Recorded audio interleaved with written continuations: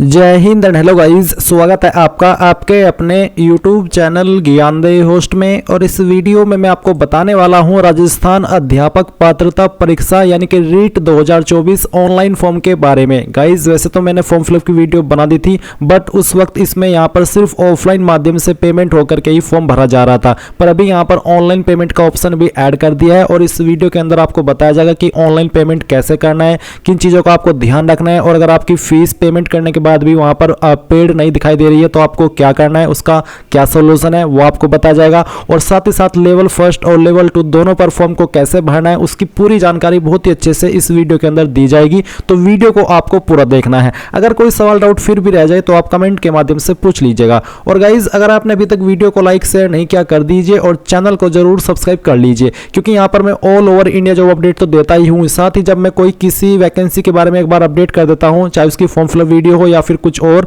तो जब तक वो कंप्लीट नहीं हो जाता तब तक उसके बारे में समय समय पर सभी प्रॉब्लम के सॉल्यूशन के साथ वीडियोस आपको दी जाती है। तो अगर आप चैनल सब्सक्राइब करेंगे आपको फ्यूचर में सभी अपडेट मिलते रहेंगे। अब यहाँ पर कर दिया आपने, इसके बाद क्या करना है, जो लिंक मैंने आपको वीडियो के डिस्क्रिप्शन में दिया है आप ओपन करेंगे। ओपन करने के बाद आपके सामने इस फॉर्म की जानकारी आएगी, जहां पर जानने को मिलेगा कि 15 जनवरी 2025 तक आप फॉर्म को भर सकते हैं। फीस कितनी रखी गई है वो आप यहाँ पर चेक कर सकते हैं, किस लेवल पर अप्लाई करने के लिए क्या क्वालिफिकेशन चाहिए और इसमें क्वालिफिकेशन के क्या क्या विकल्प है। यानी कि अगर आपके पास पहली वाली क्वालिफिकेशन नहीं है तो सेकंड क्वालिफिकेशन है, तो उसके माध्यम से आप अप्लाई कर सकते हैं। पूरी जानकारी आप यहां पर चेक कर लीजिए। अगर हिंदी के अंदर चेक करनी है तो आप इसका नोटिफिकेशन हिंदी के अंदर भी रीड कर सकते हैं। अभी अगर आप इसमें एलिजिबल है और इंटरेस्टेड है फॉर्म को भरने के लिए तो आप इंपोर्टेंट लिंक से अप्लाई ऑनलाइन लिंक ओपन करेंगे, देन आपके सामने कुछ ऐसा इंटरफेस आ जाएगा। सबसे पहले इसमें आपको फीस पे करनी है, उसके बाद में आप फॉर्म कंप्लीट करेंगे तो आप यहाँ पर जनरेट चालान इसके ऊपर क्लिक करेंगे एंड देन आपके सामने कुछ ऐसा इंटरफेस आ जाएगा। यहाँ पर है form for level first, form for level 2 या फिर दोनों के लिए। तो ये आपको डिसाइड करना है कि आप लेवल फर्स्ट पर अप्लाई कर रहे हैं या फिर लेवल 2 या फिर दोनों पर। तो जिस पर भी अप्लाई कर रहे हैं वही आप सिलेक्ट कर लीजिएगा। मान लीजिए आप लेवल फर्स्ट पर अप्लाई कर रहे हैं तो आप यहाँ पर क्या करेंगे, कैंडिडेट नेम के अंदर जो भी आपका नाम है 10th के सर्टिफिकेट के अकॉर्डिंग या आपके डॉक्यूमेंट्स के अकॉर्डिंग वो आप यहाँ पर भरेंगे। इसके बाद में बेसिकली आपको 10th के सर्टिफिकेट के अकॉर्डिंग ही बोला है तो आप 10th के सर्टिफिकेट के अकॉर्डिंग यहाँ पर ये सभी इंफॉर्मेशन भरिएगा।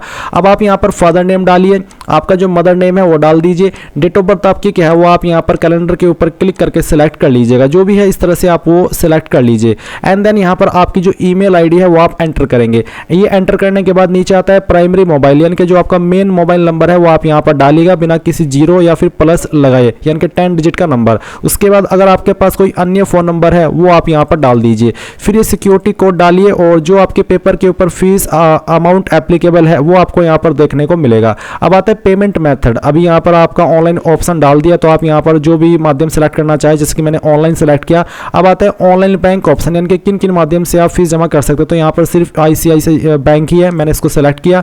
तो ये हुआ आपका लेवल फर्स्ट का। अगर मान लीजिए आप लेवल 2 पर अप्लाई कर रहे हैं तो आपके सामने तब भी सेम ही ऑप्शन आएंगे, कोई अतिरिक्त ऑप्शन नहीं आएगा। और अगर आप दोनों पर अप्लाई कर रहे हैं तो तब भी आपके सामने सेम ही ऑप्शन आएंगे, कोई अतिरिक्त ऑप्शन नहीं आएगा। तो मैंने दोनों लेवल पर कैसे आपको फीस पे करनी है या फॉर्म को भरना है वो पूरी जानकारी शुरुआत से ही कवर करके चल रहा हूं। तो अब यहाँ पर ये सभी जानकारी देने के बाद आप सबमिट एंड पे इसके ऊपर क्लिक करेंगे। अब गाइज आपके सामने यहाँ पर इस तरह का इंटरफेस आ चुका है, आपको यहाँ पर इसको प्रिंट कर लेना है। आप यहाँ पर इसको प्रिंट के ऊपर क्लिक करके, अगर आपके पास प्रिंटर नहीं है तो आप इसको PDF के रूप में सेव कर लीजिएगा।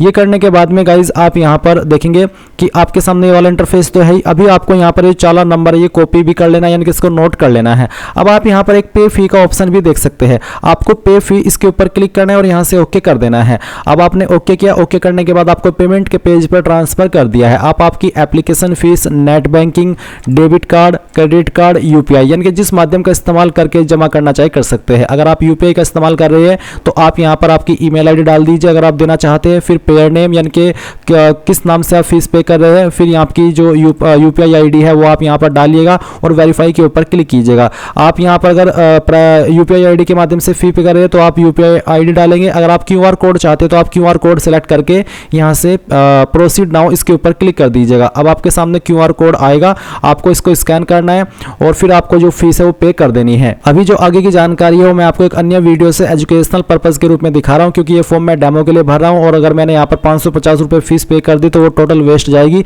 इसलिए मैं आपको एक अन्य वीडियो से एजुकेशनल पर्पज़ के रूप में बता रहा हूँ कि आगे आपके सामने क्या ऑप्शन आएंगे और कैसे आपको बाकी का फॉर्म कंप्लीट करना है फीस पे करने के बाद में। गाइज आप यहाँ पर जैसे फी पे कर दे तो आपको कुछ नहीं करना है बल्कि वेट करना है। अगर आप इसमें कुछ आगे पीछे करेंगे या फिर इसमें आपको बैक जाएंगे तो ऐसे में आपकी फीस कट जाएगी और आपकी यहाँ पर पेड सक्सेसफुल नहीं होगी, यानी कि प्रॉब्लम आ जाएगी। इसलिए आपको कोई भी बैक प्रेस नहीं करना है। और जैसे आपकी फीस अपडेट हो जाए तो आप यहाँ से इसको जरूर प्रिंट ले लीजिएगा, क्योंकि इसमें कुछ महत्वपूर्ण जानकारी होती है जो कि आपको बाद में काम आएगी। एंड अगर आपकी फीस पे हो यहाँ से पे हो जाती है और आपका जो ये पेड वाला स्टेटस है इसमें अनपेड ही आता है तो आपको 24 से 48 घंटे वेट करना है। दोबारा से फीस तो तुरंत जमा नहीं करनी है, नहीं तो दोनों बार की फीस चली जाएगी और कोई सी वापस भी नहीं आएगी। अगर आज 24 से 48 घंटे के बाद भी अपडेट नहीं होती तब आप इसमें थोड़ा चिंतित हो सकते हैं, बट इतने टाइम के अंदर 100% आपकी फीस अपडेट हो जाएगी। अब जैसे आपकी फीस अपडेट हो जाए तो गाइज यहाँ पर आपको रिप्रिंट चालान फॉर्म, फॉरगेट चालान नंबर या फिर चेक चालान पेमेंट स्टेटस, यानी कि आपने फीस जमा कर दी और अगर आपका जो चालान पेमेंट स्टेटस है वो सही नहीं आ रहा है, अनपेड आ रहा है, तो आप यहाँ पर इस ऑप्शन का इस्तेमाल कर सकते हैं जो कि है आपका चेक चालान पेमेंट स्टेटस। तो आप इसके ऊपर क्लिक करके आपका लेवल सिलेक्ट करेंगे कि आपने किस लेवल पर अप्लाई किया, लेवल 1, 2 या फिर दोनों, फिर चालान नंबर, फिर आपकी डेट ऑफ बर्थ, उसके बाद में कैप्चा और फिर नेक्स्ट के ऊपर क्लिक करके आप यहाँ पर आपका जो फीस का स्टेटस है वो चेक कर सकते हैं। एंड जैसे ही आप ये सब कर ले, आपकी फीस अगर सक्सेसफुली अपडेट हो जाती है, पेड हो जाती है, तो आप फिल एप्लीकेशन फॉर्म के ऊपर क्लिक करेंगे। अब इसके ऊपर क्लिक करने के बाद गाइज आप सिलेक्ट करेंगे कि आपने किस लेवल पर अभी फीस पे की है या फिर इसमें अप्लाई किया है, लेवल 1 या फिर लेवल 2 या फिर लेवल दोनों। तो ये तो आपकी चॉइस के अकॉर्डिंग है कि आपने किस पर अप्लाई किया है। दोनों पर अप्लाई करने का तरीका सेम ही है, बस क्वालिफिकेशन कम ज़्यादा है उसकी एलिजिबिलिटी के अकॉर्डिंग। इसके बाद गाइज आप चालान नंबर डालेंगे, फिर आपका मदर नेम डालेंगे, फिर जो आपकी डेट ऑफ बर्थ आपने फॉर्म के अंदर भरी वो डेट ऑफ बर्थ डाल देंगे, सिक्योरिटी कोड डालेंगे और नेक्स्ट के ऊपर क्लिक करेंगे। नेक्स्ट पर क्लिक करने के बाद आपके सामने यहाँ पर इस तरह से जो इन्फॉर्मेशन अभी आपने इसमें फीस जमा करते समय भरी थी वो जानकारी दी गई है और कुछ जानकारी अभी आपको यहाँ पर भरनी है, जैसे कि आपका जेंडर क्या है, मेल या फिर फीमेल, वो आप बताएंगे। मैरिटल स्टेटस क्या है आपका, मैरिड अनमैरिड, वो आप सिलेक्ट कर लेंगे। आधार कार्ड नंबर यहाँ पर आपको अपना दे देना है और उसके बाद में आप कैटेगरी सेलेक्ट करेंगे, जो भी आपकी कास्ट कैटेगरी, जैसे कि यहाँ पर general, UR, economically weaker section यानी कि ईडब्ल्यूएस, एससी, एसटी, ओबीसी या फिर मोस्ट बैकवर्ड क्लास, तो जो भी आपकी कास्ट कैटेगरी है आपके स्टेटस के अकॉर्डिंग वो आपको सेलेक्ट कर लेनी है। फिर आपका रिलीजन क्या है, जो भी है आपका इनमें से रिलीजन वो आप सेलेक्ट कर लेंगे। आर यू एक्स सर्विसमैन, क्या आप एक्स सर्विसमैन है, अगर हाँ तो यस, नहीं तो आपको नो करना है। उसके बाद स्पेशली एबल्ड पर्सन, यानी कि क्या आप दिव्यांग है, विकलांग है, अगर हाँ तो यस, नहीं तो आप नो करेंगे। नेशनलिटी के अंदर गाइज आप यहाँ पर इसमें इंडियन सेलेक्ट कर लेंगे। फिर सवाल पूछा कि are you bonafide resident of Rajasthan, क्या आप राजस्थान के मूल निवासी है, अगर हाँ तो यस, अगर नहीं तो आप नो करेंगे। अगर आप है तो फिर आपको आपकी बोनाफाइड स्टेट यानी कि कौन सी स्टेट के निवासी है, बेसिकली राजस्थान के, तो राजस्थान सेलेक्ट करेंगे। फिर डिस्ट्रिक्ट कौन सी है आपकी राजस्थान की, वो डिस्ट्रिक्ट भी आपको यहाँ पर सेलेक्ट कर लेनी है।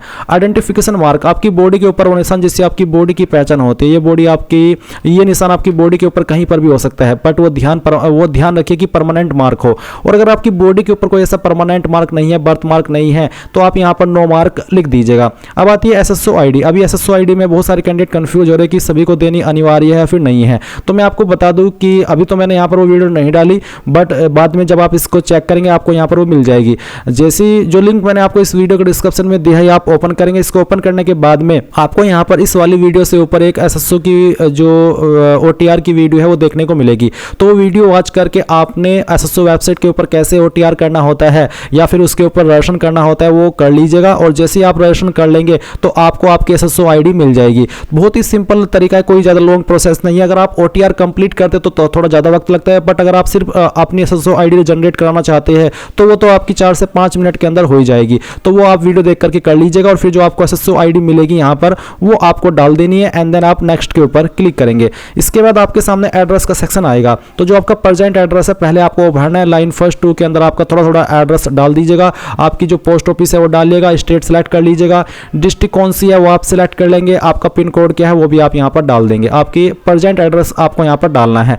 फिर यहाँ पर गाइज आप नीचे जैसे नेक्स्ट के ऊपर क्लिक करेंगे तो आपके सामने क्वालिफिकेशन एंड प्रेफरेंसेस का ऑप्शन आ चुका है। तो एग्जाम सेंटर डिस्ट्रिक्ट प्रेफरेंस, तो पहली चॉइस आप एग्जाम डिस्ट्रिक्ट के लिए किसको देना चाहते हो वो सिलेक्ट करेंगे। सेकंड चॉइस भी आप यहाँ पर आपकी चॉइस के अकॉर्डिंग सिलेक्ट कर लेंगे। उसके बाद में गाइज यहाँ पर आपको लैंग्वेज फॉर मीडियम यानी कि आपका जो लैंग्वेज है वो आपको सेलेक्ट करना है भाषा फर्स्ट का। तो आपको यहाँ पर बेसिकली लैंग्वेज फर्स्ट सेलेक्ट करनी है। उसके बाद में लैंग्वेज 2 आप क्या रखना चाहते हैं, जो आपने लैंग्वेज फर्स्ट रखी है वो लैंग्वेज 2 नहीं रख सकते, वो आपको अलग रखनी होगी। फिर स्ट्रीम क्या है, मैथमेटिक्स एंड साइंस या जो भी बेसिकली आप रखना चाहते हैं स्ट्रीम, वो आप सेलेक्ट कर सकते हैं।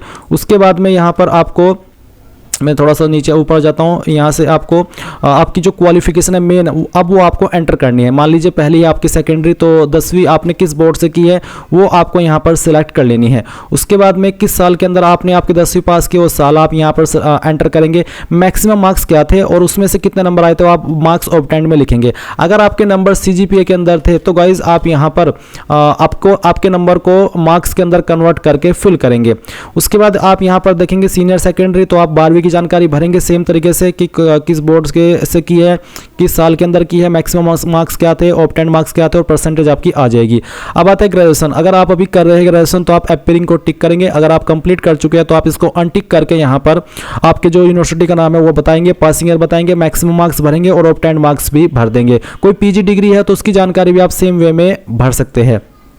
उसके बाद नीचे की तरफ आएंगे, यहाँ पर आएगा प्रोफेशनल क्वालिफिकेशन। तो इसमें है आपका BSTC और इक्विवेलेंट टीचर एजुकेशन कोर्स। अगर अभी आप कर रहे हैं तो आप अपीयरिंग को टिक कर दे। अगर आपने कर लिया है तो आप यहाँ पर आपके कोर्स का नाम सेलेक्ट करेंगे, आपके इंस्टीट्यूट का नाम या बोर्ड का नाम देंगे, पासिंग ईयर, मैक्सिमम मार्क्स और ऑब्टेन्ड मार्क्स। अगर आपके पास नहीं है कोई ऐसा कोर्स तो आप इसको खाली भी छोड़ सकते हैं, बट आपको एक बार क्वालिफिकेशन चेक करनी होगी, उसी के अकॉर्डिंग आप खाली छोड़ेंगे, अन्यथा प्रॉब्लम हो जाएगी। जैसे आप ये सभी जानकारी भर ले जो आपके पास है तो आप नेक्स्ट के ऊपर क्लिक करेंगे। फिर आएगा आपके पास अपलोड इमेज का सेक्शन। फोटो अपलोड करने से पहले जान ले फोटो का साइज 20 से 50 के भी रखा है एंड JPG फॉर्मेट ही केवल अलाउड है। और यहां पर जैसे ही आप चूज फाइल के ऊपर क्लिक करेंगे तो जहां पर आपकी फोटो फाइल है वो आपको सिलेक्ट कर लेनी है एंड देन फिर यहां पर उसको सिंगल क्लिक के अंदर अपलोड कर देना है। अगर कोई इशू आता है फोटो अपलोड करने में तो इसका मतलब है कि आपका फोटो का फॉर्मेट या तो अलग होगा या फिर साइज दिए गए साइज से कम ज्यादा होगा। और जो आपको साइन करना है वो आपको व्हाइट पेपर पर करना है और इंस्ट्रक्शंस आपने पढ़ लेने, उसी के अकॉर्डिंग करना होगा। अब आप यहां पर आधार कार्ड अपलोड करेंगे और इसमें सिर्फ आपको फ्रंट ही बोला है। आप बैक करना चाहे एक ही इमेज में तो कर सकते हैं, बैक भी, दोनों को मिला करके। और अगर आप सिर्फ फ्रंट देना चाहे जो कि बेसिकली फ्रंट ही मांगा है तो आप यहां पर फ्रंट साइड अपलोड कर दीजिएगा। साइज 50 से 100 KB के बीच में रखा है और यहां पर फॉर्मेट JPG का ही है। उसके अलावा secondary certificate marksheet size must be between 50 KB से 100 KB, यानी कि आपको यहाँ पर जो आपकी 10वीं है उसका सर्टिफिकेट या फिर मार्कशीट आपको यहाँ पर अपलोड करनी है। तो दोनों फाइल आप यहाँ पर एक एक करके सिलेक्ट करेंगे और फिर यहाँ से अपलोड कर देंगे। एंड जैसे ही आप ये अपलोड कर देंगे तो आप नेक्स्ट के ऊपर क्लिक करेंगे। नेक्स्ट के ऊपर क्लिक करने के बाद आपके सामने डिक्लेरेशन आएगा और डिक्लेरेशन आपको यहाँ पर चेक करना है। चेक करने के बाद में इसके ऊपर टिक करेंगे। फिर यहाँ पर आपको कन्फर्म एंड प्रीव्यू इसके ऊपर क्लिक करना है। फिर आपने जो भी जानकारी अभी तक भरी है वो आपके सामने होगी। आप एक बार सभी जानकारी को चेक कर लीजिएगा और जब आप सभी जानकारी चेक करने के बाद में इसको सबमिट कर देंगे तो आपका फॉर्म फाइनल सबमिट हो जाएगा। और आप यहां से इसमें जो आपकी फाइनल प्रिंट है वो भी ले सकते हैं। अगर आप वहां से प्रिंट नहीं ले पाते, सबमिट करते समय कोई एरर आ जाता है तो आप रीप्रिंट एप्लीकेशन फॉर्म पर क्लिक कीजिएगा। आपका जो लेवल है जिस पर आपने अभी अप्लाई किया वो सिलेक्ट कीजिएगा, चालान नंबर डालेगा, मदर नेम डालेगा, डेट ऑफ बर्थ डालेगा, कैप्चा कोड फिल करिएगा और फिर नेक्स्ट के ऊपर क्लिक करके अपने फॉर्म को प्रिंट कर लीजिएगा। इस तरह से गाइज आप लोग राजस्थान रीट 2024 फॉर्म भर पाएंगे। अगर आप चाहते हैं कि मैं केवल रीट फर्स्ट जो आपका रीट फर्स्ट है, लेवल फर्स्ट है, उस पर कैसे अप्लाई करना है उसके लिए एक अलग से वीडियो बनाऊं तो आप कमेंट के माध्यम से बता दीजिएगा। अगर अभी भी आपको कोई सवाल डाउट रह गया हो तो कमेंट के माध्यम से पूछ लीजिएगा। Thanks for watching. जय हिंद।